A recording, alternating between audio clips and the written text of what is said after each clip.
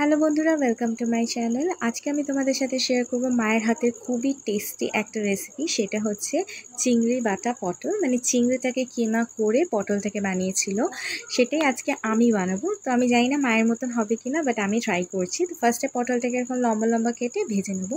আর পটলটাকে কালো না, একটু সাদা সাদা রকমই ভাজতে হবে। তারপরে আমি এখানে কটা শুকনো লঙ্কাকে রোস্ট করে নেব, আর রোস্ট করার পর তারপরে এখানে গুঁড়ো করে নেব। আর এখানে আমি দুটো ডালচিনি একটা টুকরো, দুটো এলাইচি, দুটো লং নিয়ে ভালো করে একটা পেস্ট বানিয়ে নেবো।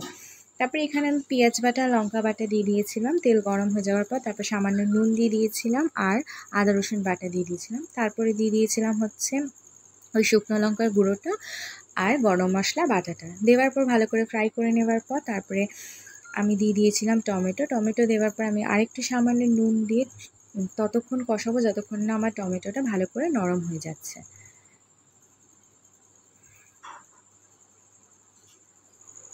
এখানে সব মশলার সাথে আমার টমেটোটাকে ভালো করে কষানো হয়ে গেছে, আর টমেটোটাও এখানে নরম হয়ে গেছে।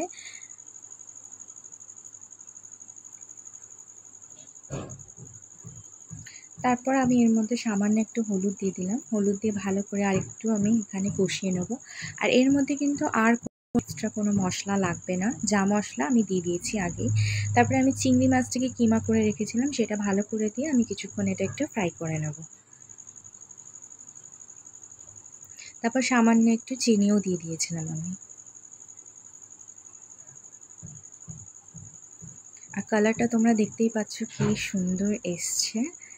তারপরে আমার এখানে ভালো করে চিংড়ি মাছের সাথে কষানো হয়ে গেছে, চিংড়ি মাছের কিমার সাথে। তারপরে আমি পটলটা দিয়ে পরিমাণ মতন জল দিয়ে এখানে আমি আবার কিছুক্ষণ একটু কষিয়ে নেব।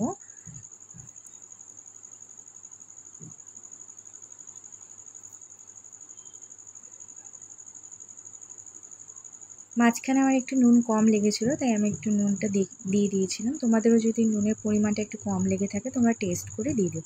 তো এখানে পটল চিংড়ি কিমা দিয়ে রেসিপিটা আমার এখানে রেডি হয়ে গেছে। তোমাদের যদি আমার এই ভিডিও রেসিপিটা ভালো লেগে থাকে তাহলে আমার চ্যানেলকে লাইক, সাবস্ক্রাইব এবং শেয়ার করে দিও। আর ভাতের সাথে, গরম গরম ভাতের সাথে এরকম পটল চিংড়ি কিমা দিয়ে দারুণ লাগছিলো খেতে। তোমরা অবশ্যই ট্রাই করো। আর হ্যাঁ, মা আর বাবা আর দাদা বলেছিল দারুণ হয়েছে খেতে। তোমরা কিন্তু এটা অবশ্যই বাড়িতে ট্রাই করো আর আমাকে জানিও যে এটা কেমন হয়েছে খেতে। Bye bye.